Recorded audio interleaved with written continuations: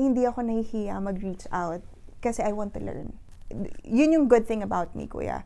Na hindi ako nahihiya mag-reach out dun sa mga taong I think makakatulong talaga sa akin. Just start. Hindi yung start whenever you're ready. Kasi you will never be ready. Lahat tayo may istorya, lahat tayo may kwento, lahat tayo may istoryang pwedeng ikwento. Welcome sa isa na namang episode dito sa One Studio. Paano nga ba magsimula muli? Paano nga ba magsimula muli kung nasa peak ka na ng karir mo? At paano nga ba magsimula sa ibang bansa? Pinapakilala ko sa inyo ang ating guest, isang mompreneur, si Kath. Kath, welcome! Welcome. Thank you, kuya, for having me. So nice. Tagal na namin ni Ate Eds pinaplano to, actually, but at least finally. Finally, dito na. Well, kamusta ka na? Okay naman. Like, I mean, now na nandito na, nakakapag-adjust na. Nakakapag-adjust na. Yeah, it's been almost 3 years na nandito na sa Australia, and finally, I can say na we're settling down. May mga business ka pa nga, di ba? Oo. Like, well, even naman before, kuya, nasa UAE pa lang naman ako. Ako kasi hindi po ng tao na I want to start something. So even like small business and all, like, gusto ko siyang subukan. Ang dami ko na like failed na... Sa UAE? Yes. Ang dami ko na failed na businesses sa UAE. Like, well, it's just small, pero parang doon ka kasi matututo eh. Doon sa mga na-start mo before. So, yun. Okay naman lahat. Ikwento mo muna sa amin yung buhay mo sa UAE. O paano ka ba napunta sa UAE? Punta ka ba doon as single o married? Okay. So, nag-start yan. 2015, nag-move ako sa UAE. And 22 lang ako noon, kuya. Yeah. Batang-bata. Batang-bata. So, yeah. In a relationship ako noon, though. So, nagpunta ako ng UAE. Iniwanan mo si boyfriend doon. Tako, parang pelikula to. Issue. Hindi yun. So, nagpunta ako ng UAE 2015 kasi andun yung best friend ko ng college. So, andun siya, and sabi lang niya, like, gusto mo, try mo lang, kasi uso naman doon. Tourist ka lang. Sabi niya, try mo lang 1 month. And the good thing is, kuya, hindi ako pinag-resign ng company ko sa Philippines. Sabi niya lang, mag-indefinite leave ka if you want. Kasi nga, at least, if wala kang mahanap, balik ka sa amin. So, kumbaga, ayun yung opportunity eh, di ba? So, parang, sabi ko, try ko na, subukan ko na. So, yun, punta ako doon, and luckily, nakahanap naman ako agad ng work. So yun, as a graphic designer pa din, and so in line pa din doon sa work ko. And then, so 1 month na, mag-expire na yung visa ko. Ano na ginawa mo? Kailangan ko mag-exit. Kasi at that time, uso yung ganun na kapag mag-change ka ng visa, exit sa malapit na country. You have to exit. And normally, sa Oman or Kish or something. And ako, sa Oman. And then, doon ko nakalala yung husband ko. Ibang kwento naman to. Inuuna ako.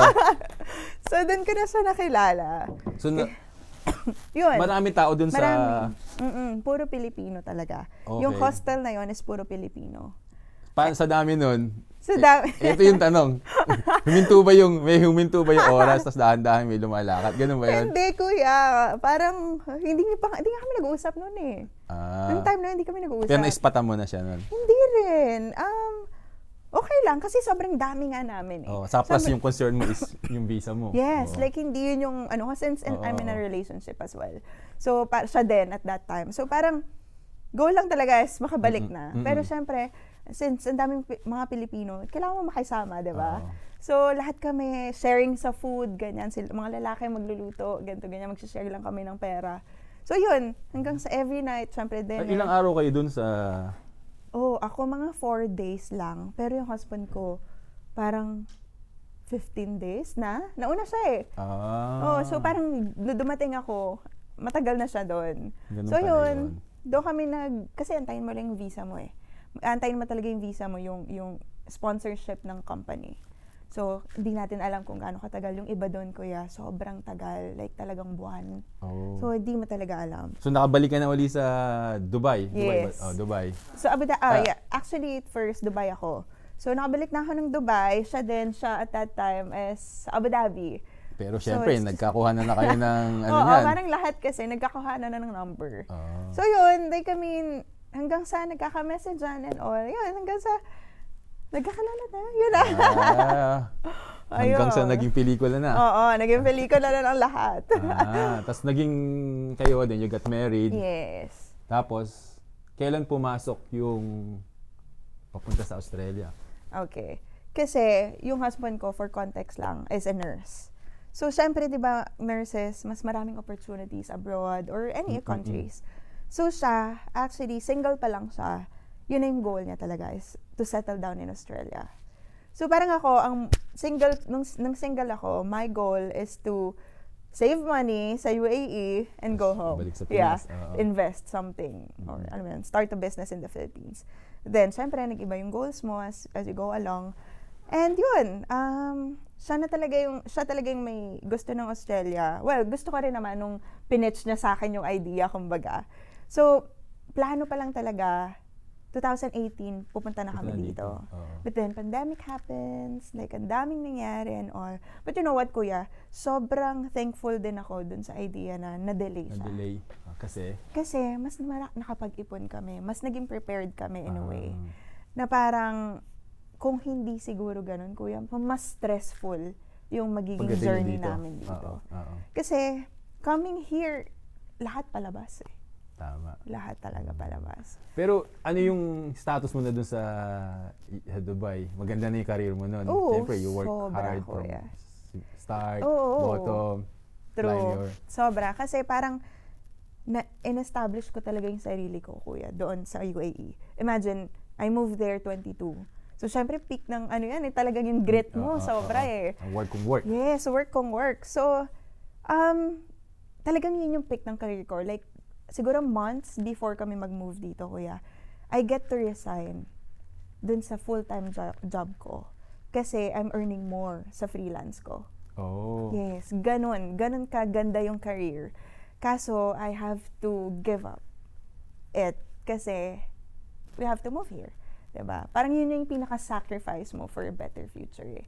Pero, yun yung nahirapan ako i-let go. Ano yung thought process mo nun? Siyempre, established ka na dito, ang dami nang nangyayari. Kumbaga, settled na. Tapos, here's the idea, nalilipat sa Australia. Like, hindi mo alam kung maging successful ka. True. Start na naman. Worse is wala ka palang work. True. Like, building another network na naman. So, siguro, to be honest, Kuya, during that time, nung yung idea na moving to other country, hindi ko naisip masyado yung career. Kasi, di ba kung iisipin mo, kaya ko nga sa UAE, naka-establish nga ako sa UAE eh. Di ba? Bakit di ko naman kakayanin sa Australia? Hindi ko nakita yung hirap ng pag-start over. Di ba? Parang doon kasi, syempre, kumbaga ang iniisip ko na at that time, na-establish ko na yung name, yung brand ko sa UAE eh. So, parang feeling ko, ililipat ko lang. Kaya mong ilipat dito. Parang ganun yung thinking ko before. So, hindi ko siya masyadong winnery. Hindi ako nag-worry masyado about the career and all. Like, parang, okay, let's move. Exciting. Ganon. And then yun, moving here, doon na lahat. Reality hits na. Reality hits na. Sobrang, ano ka kasi ako, Kuya, sobrang workaholic ko na tao. Like, whenever there's an opportunity, especially when it comes to business. Kasi technically, freelance ko is my business eh. Diba? So, yun pa lang yun yan. As I said, yung ginagawa ko noon is social media management and content creation for restaurants, cafes, so more on food industry. And I was handling 4 accounts at that time, o 4, minsan 5, or sometimes yung 4 na yon, meron pa akong mga side hustle na ng mga photography lang, pero I'm not handling it. So, and yung network ko, Kuya, sobrang madami na talaga. Kumbaga kasi syempre at that time, 22. Kumbaga, alam mo, hindi naman lahat nagpo-photography pa before eh. Diba? Kumbaga kami yung halos umpisa na photographer, na content creator ng mga restaurants and cafes. Kumbaga, yun yung na-establish ko na parang coming here, ang dami ng photographers, ang dami ng, alam mo yun, ang dami mo ng competitors. So, doon ako medyo nahirapan. And first of all, wala akong kakilala. Wala akong network. Moving to a new country. Yes. 0, Kuya. As in literally, back to 0. So yun, moving here, Wala. I have to be a stay-at-home mom for 2 years. Kasi, of course, bata pa yung anak ko. We moved here, 1-year-old pa lang siya. And, syempre, mahal ang childcare. Tama. Diba? So, tsaka, ano ba student visa ba kayo dumating dito? Yes. Nag-move kami dito, student visa. Kasi yung husband ko is a nurse. And, siya yung last batch ng bridging program, which is 3 months lang. Yeah. So, syempre, we have to adjust as well. So, parang it took 6 months bago kami naka-move dito sa Melbourne kasi galing kami ng Gold Coast. Doon kasi siya nag-aral. So, yun, 6 months, lahat palabas, kuya. Siguro, I don't know, we spent siguro almost 2 million pesos. In that 6 moving, months? like that moving part. Kasi kuya, hindi naman kami nakahanap agad ng bahay sa Gold Coast na rental property na mura kasi wala naman kaming history. Diba dito uso doon eh. Local experience din sa work. So wala kaming work pareha. Sino tatanggap sa amin? So, good thing, may tumanggap sa amin but it's para siyang Airbnb style. So, fully furnished and also imagine 650 per week yun, kuya. Wow, mahal nun ah. And tapos wala pa kayong choice, wala kaming work. Saka wala ring work, wala din papasok. Pero andyan yung anak namin, so for sure, kailangan namin mag-move in sa house, di ba? Kamusta yung 6 months, first 3 months mo doon? Oh my God, kuya. Wala kang kilala, wala kang work, nasa bahay ka lang. Nasa bahay lang talaga kami. Nakikita ko lang asawa, anak ko. That's it. And yung personality ko, kuya, sobrang outgoing. And then, I have to do that. Kasi wala naman akong choice, di ba? So, doon na nag-kick lahat. Yung realizations. Bakit ako nandito? Yes. Lahat ng, parang kinu-question mo na lahat ng decisions nyo in life. Tama ba to? Tama ba to? Kasi okay na okay kami sa UAE, kuya. Mataas naman ang sahod ng nurses. Okay yung career ko. Pero we have to move here. Kumbaga parang, bakit pinapahirapan natin yung sarili natin? Okay naman tayo. Diba? So, yun. Siyempre, may konting iyak-iyak yan. Sobra. Kuya, talagang halos everyday umiiyak ako talaga. Without any reason. Like, di ko rin alam. Like, so, mafe-feel mo na lang. Yes, mafe-feel mo na lang yung lungkot. And, isa pa doon kasi, kami lang talaga yung dito. Wala naman kaming kahalala. Wala kaming family. Wala kami work nun. Yes. So, yun. Kaya talagang parang depressing. Like, malungkot talaga. Yung mga panahon na yun. Oo, kuya. Tsaka kasi makikita mo, savings nyo, unti-unti. Unti-unti nababawasan. Yes. And hindi kami sanay both. Kasi parehas kaming okay. Like every month, may tumataas lang savings mo before, di ba? But then now, moving here, kita mo talaga, kuya, doon ka nade-depress eh, na parang natatakot ka kasi mag-worry ka o magbabayad na naman ng rent. Fear of uncertainty, kumbaga. Di ba? Na parang hanggang kailan ba to? Hanggang kailan ba natin kayang i-sustain din to? Kasi ang money, mawawala lang yan eh. Did you question your husband? Tama ba itong pinili natin? What if hindi tayo maging PR ba o successful dito? May fallback, gano'n.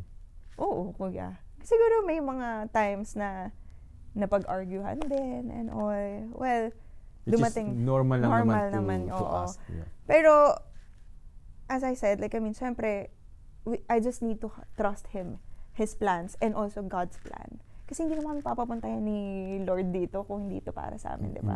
Despite all the hardships, kuya, di ba? Pero binigay pa rin eh. Yes, yung timing. Kung 2018 nangyari yun, baka sumuko kayo. Yes. So, kumbaga, binigay na yung opportunity eh. Might as well grab it. Di ba? Paano kayo sorry to cut you, paano kayo nalipat sa Melbourne naman? Melbourne talaga yung gusto namin.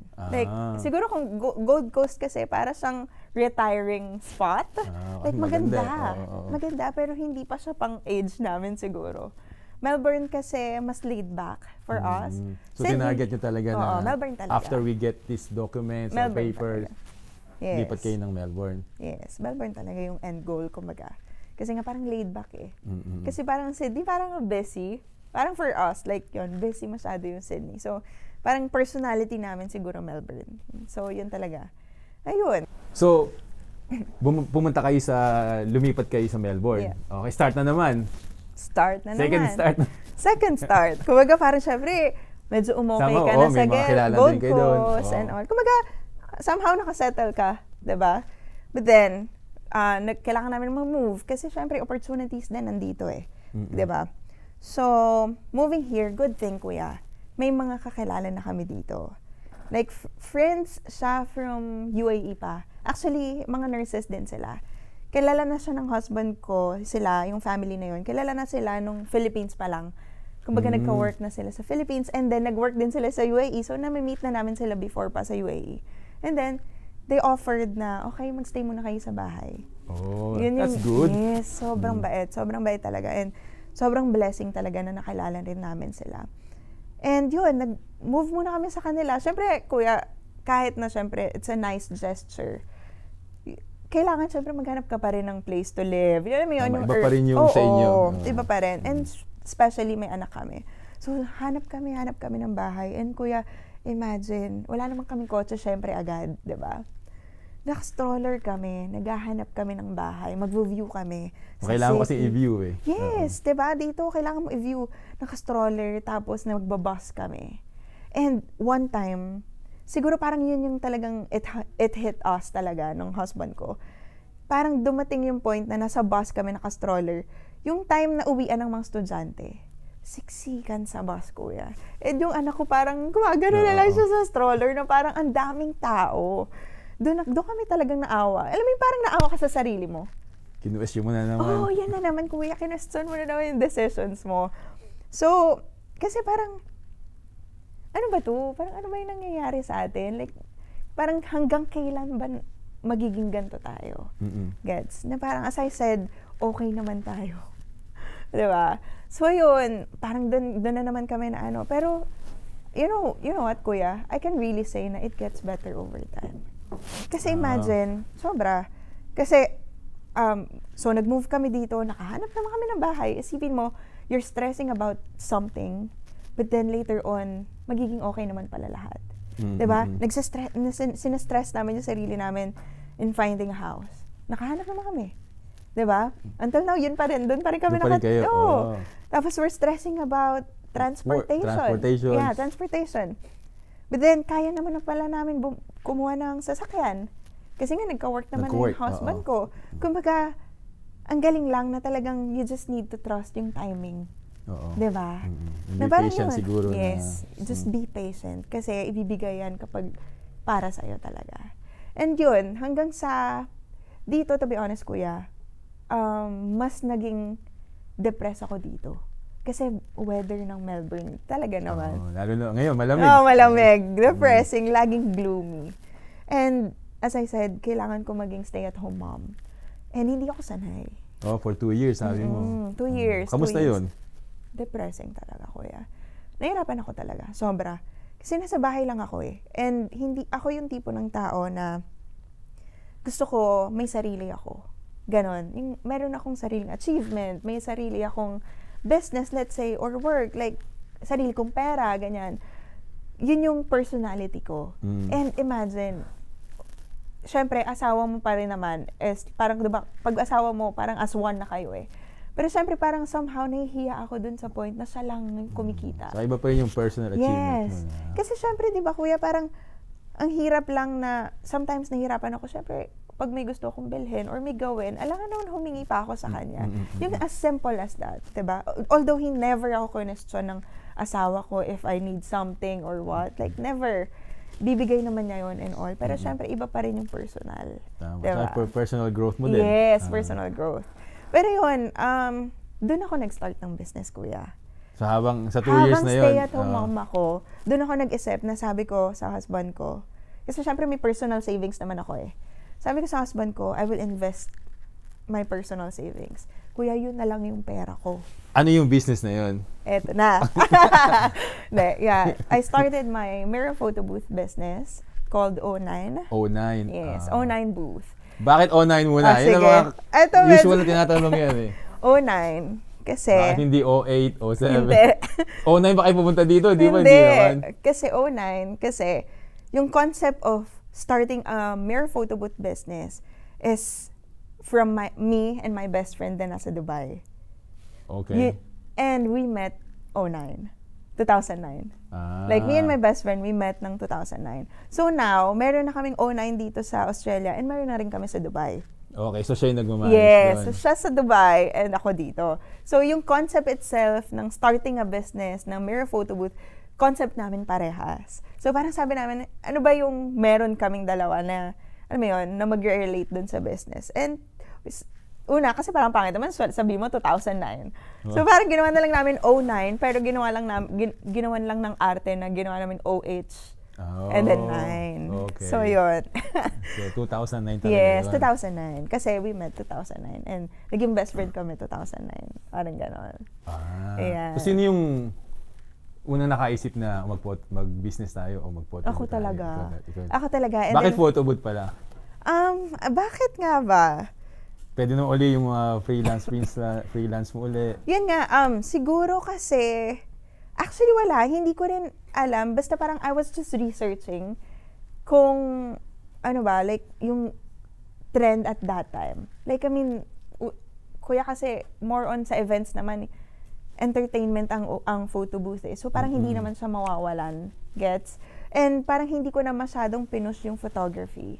Kasi nga, nakita ko na yung supply, kumbaga. Madaming photographers sa Australia. Kuya. Sobra.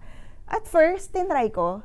Like, I tried na i-push, i-market, pero parang sabi ko, di na lang. Like, ayoko nang lumaban, kumbaga. Kasi, ang dami na rin nilang network eh. Okay. Kilala na sila dito eh, kumbaga. So, naghanap ako ng other thing na pwede kong pagkaabalahan and, ayun, like, mas i-market, kumbaga. Kailan nabuo si O9? August 2023. Yeah, 2023. True. So, magto 2 years na. 2 years na. Kamusta naman ang business? Okay naman. At first, to be honest, kuya, mahirap. Kasi as I said, wala naman akong kakilala dito. Diba? Wala akong... Papakilala ka pa lang. Yes, papakilala ko. So, zero talaga. Start from scratch. And, siguro good thing then about me is hindi ako na shy mag-ask. Like, I don't mind, like, I mean, like, for example, Ate Eds, I message her. I think I messaged her because nag-aasa ako for props. Okay. I think nagpa-print kayo ng props before or something. And then, parang late. Bukod sa photo booth, maybe. So, and to be honest, nung nag-research ako ng market here, number 1 ang one click. No, I mean, diba? So, para po sa mga, kami din po yung may-ari ng one click events. Yes, so one click events. So, yun talaga, isa sa mga goals ang one click.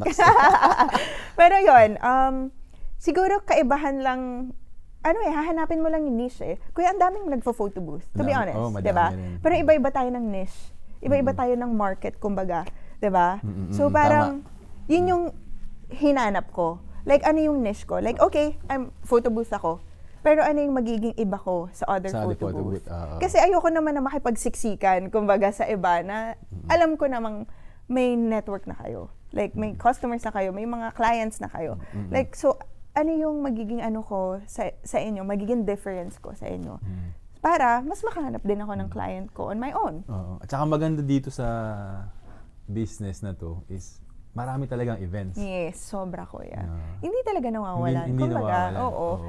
Parang you just need to find the perfect client for you. Kumbaga, andyan lahat. Ang daming kinakasal, kuya. Diba? Hindi yung kasal, wedding, birthday, anniversary, corporate. Kumbaga, ang dami naman talaga. So, parang yun yung naisip ko rin na parang, okay, photo booth. And then, as I said, naghanap ako ng something different. And nahanap ko yung supplier na to, na parang sabi ko, ay, pasok din kasi me itself, parang medyo aesthetic ako na person. I want minimal. Gets? So parang sabi ko, okay, pasok din sa personality ko. Like, yung itsura ng booth ko itself, very aesthetic, arch, parang ganun. So sabi ko, ay sige, at least I love seeing it. Kasi, di ba, hindi yung typical na ano. So sabi ko, nag-start na yung business mo. Nag-start na. Ikaw din nagsiset-up? Oo, kuya. And, I don't know if nakita mo yun sa mga content ko, na nagsiset up kami ng husband ko kasama yung anak ko. As in, like, di ba? Naka-stroller siya, kuya. Tapos papapanoorin na lang namin para hindi lang siya manggulo. Kasi nga... Kaya na-experience din namin. Oo, di ba? So, talagang makikita mo yung back to zero kayo and you have to start all over again. Ganun yung feeling. Pero wala eh. Nasa sayo naman yan kung mag-work hard ka, ipupush through mo or what, or give up ka. O walang hiya-hiya. Oo. Sige, di ba? Set up ka. Magsiset up lang naman ako eh. Like, I mean, ano naman kung nandyan yung anak ko, di ba? Like, I mean, I just need to set up. Tapos, iwan ako ng asawa at anak ko. Babalikan na lang nila ako ulit kapag magpa-pack down na. So, pero, yun. Physically, nakakapagod talaga. Nakakapagod, kuya. Sobra. Pero parang, ipahinga mo lang. Di ba? Pagod. Nakita mo yung anak mo eh. Yes. Tanggal pagod. Nakakapagod, yes. Like, imagine. Puyat. Imagine, kuya, natatapos mga events normally 11:30, 12. Diba? But you have to pack up pa. Pack Another up 1 hour pa. Another 1 hour and you have to go home. To drive pa. Drive Depends on where the pa. venue And is. normally, malalayo ang ano sa atin. Diba? So, ayun, nakakapagod talaga. Like, may times na parang sinasabi ko rin sa asawa ko na, ano ba, tuloy ko pa ba to? Kasi nga, yung booth namin sobrang bigat. So, parang, kailangan 2 tao talaga. So, parang sabi ko, well, I already started it. Might as well push it through, diba?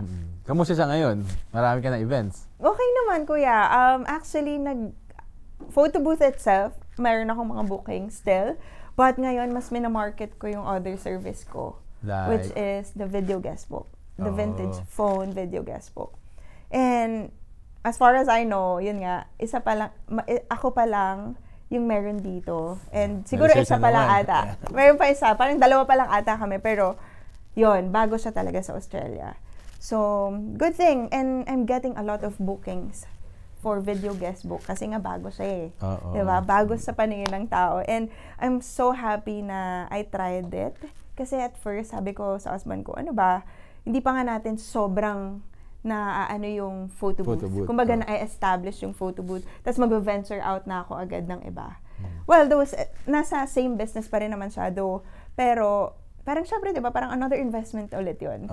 So, pero sabi ko, hey, you tried, di ba? Kung naging successful, kung hindi mo, at least you tried, di ba? Yes, and I can really say na, now that I tried, I can really say na, okay, gumagana siya. Di ba? Kasi if ever, kung puro idea lang siya and you didn't try, walang action, paano mo malalaman? You will never know unless you try talaga. Kung mag-fail, well, now you know. You learn from it, yes, diba? Yun Wait lang, kuya. Doon. Yun ang maganda doon. Kape muna tayo. Mag-aano ka pa ba? Magdadagdag? Business. I mean, the unit or another business? Unit? Yeah. Unit. Isa pa lang yung... Siguro, yes, pero hindi siya priority ko pa. Siguro, actually, mas pinaprioritize ko ngayon talaga ko yung video guest book. Kasi doon ngayon bago eh. Diba? Unit, or ganun. Oo. Usually. By the way, makikipag-partner ako sa inyo. And, sige, lahat ng pwedeng i-collab. Oo, hindi. I mean, syempre, business, tayo sa magka-cut. I mean, sa nakalimutan ko, sabi ko kasi kay Ate Eds, meeting kami or something eh. Basta anything na may pera sa dulo yung sentence. Oo naman, syempre, di ba? Business is business, kuya.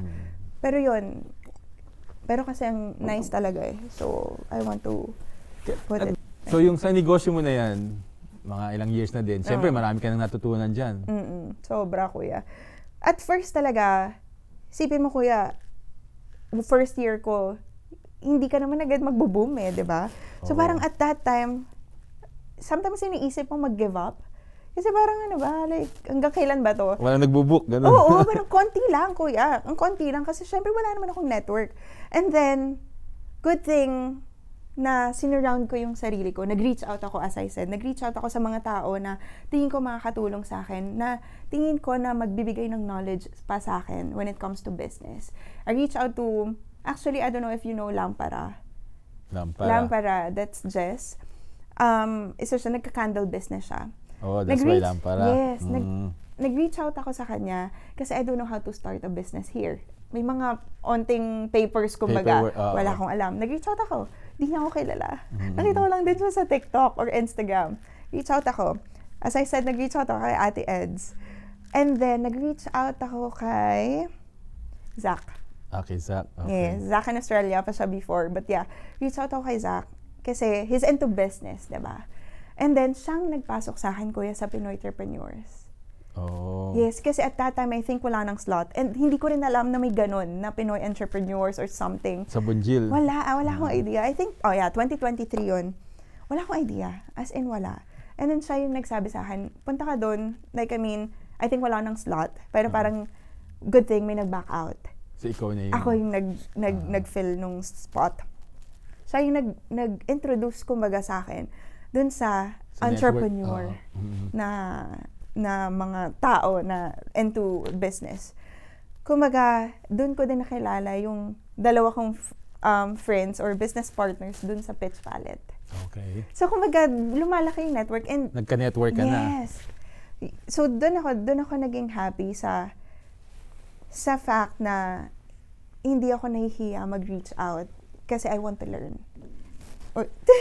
Sorry. So, yun yung good thing about me, kuya, na hindi ako nahihiya mag-reach out dun sa mga taong I think makakatulong talaga sa akin. Do you think isa yan sa mga kailangan ng mga negosyante para maging successful yung business? Kasi to reach out to... Yes. Hindi ka dapat kasi mahiya talaga, kuya. Dapat makapal mukha mo talaga sa negosyo. Tama. Kasi, ano bang mangyayari? Like, I mean... The worst thing is they say no. Yeah. They will not respond to you or anything. Like, but at least you tried. You tried reaching out. Pero, tira mo, now the that good thing is, lahat sila nag-say yes to you. Now that I reach out, mas nagkaroon ako ng knowledge. Mas alam ko kung ano na yung gagawin ko. And, to be honest, nung nakilala ko si Zach, he offered, kasi bago pa lang din siya nun. Like, I mean, bago pa lang siya into content creation or something. He offered me na, what do you call this? He offered na mag-mentor siya sa akin when it comes to business. Okay. So, he's my mentor. You know, like, and then now he's a good friend. Kasi, parang nangyari na mas nakalala namin yung isa't isa. Ang dami pala namin common friends. Parang gano'n. So, diba? So, hindi mo talaga malalaman. So, it's really, really important na kumausap ka talaga ng mga taong successful na dun sa ginagawa nila. Maganda yung mindset na gano'n. Oo. Na instead of, getting bitter kasi maganda na sila, try to be better and maybe reach out. Yes, kasi yung iba, kuya, parang pag nakita nila na yung isa is successful, they want to pull you down. Instead of reaching out and learn from them. Diba? Sino ba to? Asawa ni Baroque ni Edgar. Si Neri. Si Neri. Di ba? Sa kanya ko narinig yung tamang inggit. Yes, tamang inggit. It's okay to mainggit. Pero ibahin mo yung mindset mo. Like, I mean, ako... Mainggit ka na kasi gusto mo ring ma-achieve yun. Hindi dahil bakit mo na-achieve niya yun. Diba? Para to pull him down. Yes. I mean, for me, gawin mo silang inspiration. Inspiration, di ba? Gawin mo talagang inspiration. Kasi to be honest, I look up to people na successful na talaga ngayon. Na parang, I want to be in their level. Na parang... Pero bago nila na-achieve yun, napakahirap. Sobrang hirap. Ang mga tao kasi, kuya, nakikita lang nila yung fruit. Yes. Pero hindi nila alam kung paano magtanim. Yes. Hindi nila alam yung pinagdaanan ng taong yun bago makapunta doon. And yun yung dapat tanungin mo doon sa taong yun. Para hindi mo na pagdaanan lahat. Diba? Hindi mo na kailangan pagdaanan lahat kasi alam na nila eh. So may shortcut na. Yes. Kumbaga may shortcut na. Kumbaga kung diba, kunwari nasa daan ka, may right and then left, alam na niya na mali yung pa-left. Doon ka sa kanan. Dito ka sa kanan. Diba? Tanungin mo na lang, at least, mas magiging short yung journey mo. Tama. Towards success. Diba? Tama. Okay. Kasi na-concise mo na. Yes. Magandang learnings yun na. Yes. And siguro, pinaka natutunan ko lang din is to start whenever, actually kasi, just start. Hindi yung start whenever you're ready. Kasi you will never be ready. Tama. Diba, kuya? Parang wala namang perfect time eh. For me, like, pag meron ka ng resources, let's say funds or something, just start. As I said, kuya, nung nag-start ako, yun na lang yung pera ko. Like, pag nag-fail to, wala. Zero talaga. Diba? Yun lang talaga. Kaya parang sabi ko, nung naisip ko yung idea, start. Execute agad. ID for ready. Ganun nga. Kami, nung nag-start kami ng One Play Zone, hindi naman namin talaga alam how to run a play center. Yeah. So, but through that experience, marami rin kaming natutunan. Yeah. Diba? It takes a bit longer, pero hindi namin ma-achieve kung ano yung na-achieve namin sa One Play Zone kung hindi kami nag-start. Yes. Kasi kung, parang matututo ka talaga as you go along eh. 'Diba? Like, hindi mo kailangan matutunan lahat in the get-go. 'Diba? Parang, as you go along, okay, ganito pala dapat, ganito pala. 'Diba? Tsaka may mga taong tutulong sa'yo on the way. Sobra, Mas kuya. makikilala. Galing nga. Yes. Parang magugulat ka na lang na parang, ang dami palang mababait at kayang tumulong sa'yo. Hindi yung lahat is puro inggit lang at hihilahin ka lang pababa. Kasi I experienced that. To be honest, kuya, I experienced it here sa Australia. May mga... Alat. May mga ganun din Oo. Like, yung inggit, ginawa talaga nilang inggit. Diba? So, lalo na pag nakikita ka nila na successful. Na parang ako, bakit hindi na lang kayang ibahin mo yung mindset mo na mas galingan mo pa kung naiinggit ka, diba? Tamang inggit nga. It's more of, yung sa'yo muna. Nasa sa'yo, oo. Kumbaga ako, I take it as a motivation and inspiration. Like, nakikita ko sila. Let's say, yung mga malalaki ng businesses dito, hindi man Pilipino yan or what, like, nagugulat ako, like, sabihin ko talaga, paano niya kaya nagawa yun? Hindi yung, bayan, parang nagawa niya, like, baka ganito yan, baka ganito yung ginawa niyan, baka, di ba? Baka may, may kakilala yan. Di ba, may gano'n? Kaya nandyan yan. Baka binigay lang sa kanya. Pero hindi curious ako. Kung paano yun na-achieve yun. Yes. Parang always be curious. Yun talaga Para, mas may eager ka to learn. Kasi pag curious ka, parang, paano ba to? Sige, tignan ko nga kung paano niya ginawa. Gagawin ko din. Diba? So, babalik ulit sa'yo. Oo. Yun. Magandang learnings na naman yun. Yes. Dami nating natutunan dito. Inom muna ako. Pero mahaba na yung usapan natin. Bago tayo magtapos, di ba? So, 2022, nandito ka, punta kayo sa Gold Coast. Yes. 6 months, 5 months in there. Move again to Melbourne. Tapos you start a new life again. No work, no contact, maybe a few friends. Tapos sometimes you question kung tama ba yung decision. Tapos 2 years, walang trabaho. Tapos nagka-idea na mag-photo booth. And it, history, parang nangyari is nag-branch out na yung mga kilala. Magkaroon ka na ng new network. Yes. Ngayon, tanong is, kamusta ka na ngayon? Ngayon? Yung mga natutunan mo, sa sarili mo din, compare yung buhay mo sa UAE o Dubai. Actually, kuya, like, ako itself, nakita ko yung sarili ko nag-grow. Like, as a person talaga. Like, hindi ko syempre sabihin na, okay, sobrang strong ko na, kaya ko na lahat. Hindi. Hindi na ako iiyak. Hindi, wala nang kuya, depression. Kakaiyak ko nga. Hindi naman. Like, I mean, pero makikita mo na parang, pag may problemang dumating, sometimes isipin mo parang, nakaya ko nga to mas mahirap pa to May ganun ka ng basis. Diba? May pinanggagalingan ka na. May pinanggagalingan na. And, yun talaga yung sinasabi nila na mas matututo ka through experience. And that's what I'm learning now. Yung experiences ko. Doon ako natuto talaga. And yun, na parang, and also, siguro, just grab any opportunity. Like now, well, hindi ko pa nasabi, now I'm working full-time as a graphic designer while running a business. Yes. And paano pagsasabay yung mga yan? Sobra, kuya. Hindi ko din alam. Like, whenever may magtatanong sa akin, paano ka nagkaka-time? Kasi minsan pagkatapos ng work, magba-badminton ako. Mag-badminton pa? Nakuha mo pa mag-badminton, ha? Hindi kasi. For me kasi, ito lagi kong sinasabi. Kasi madalas mga tao sinasabi wala silang time. Yes, we don't have time. Even me, kuya, wala akong time. Pero I make time. Diba? Mahalaga yun. Yes, I make time dun sa mga things na importante sa akin.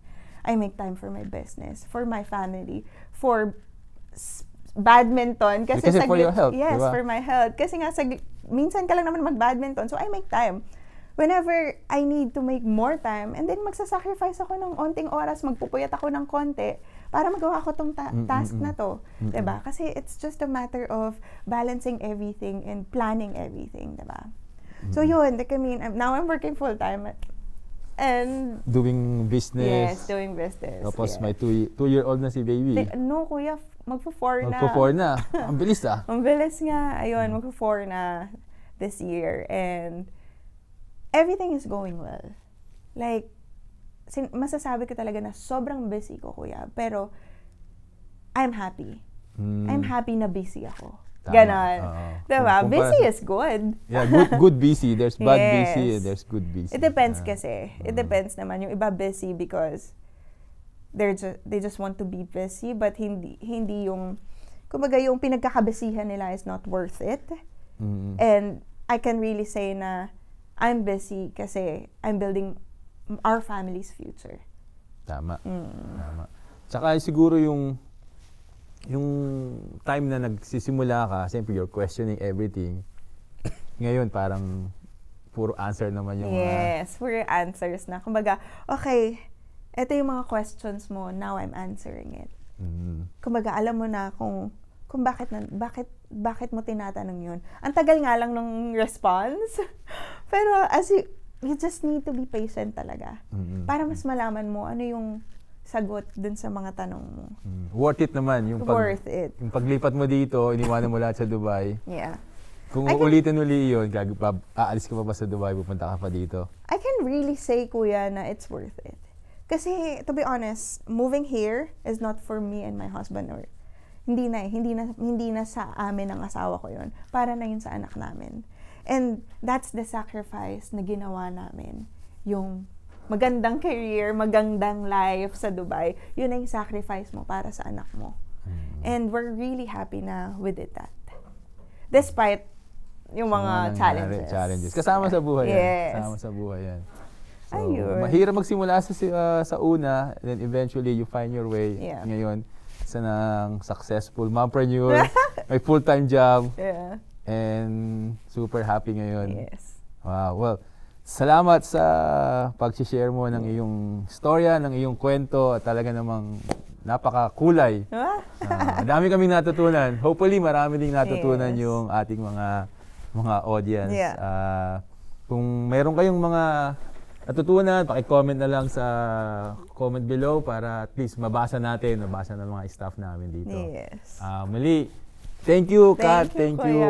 Bago tayo magtapos, paano pala ma-reach out ang O9 Photo Booth? Ayan. So, you can reach out sa aming Instagram, and ngayon, binibuild namin yung website namin at Instagram muna, sorry. Instagram. You can reach out on our Instagram at O9 Booth and Facebook as well at O9 Booth, and you can visit our website www.o9booth.com.au. Maraming salamat. Thank you, Kat. Thank you sa pagdalaw. Thank you. See you again. Salamat. Thank you.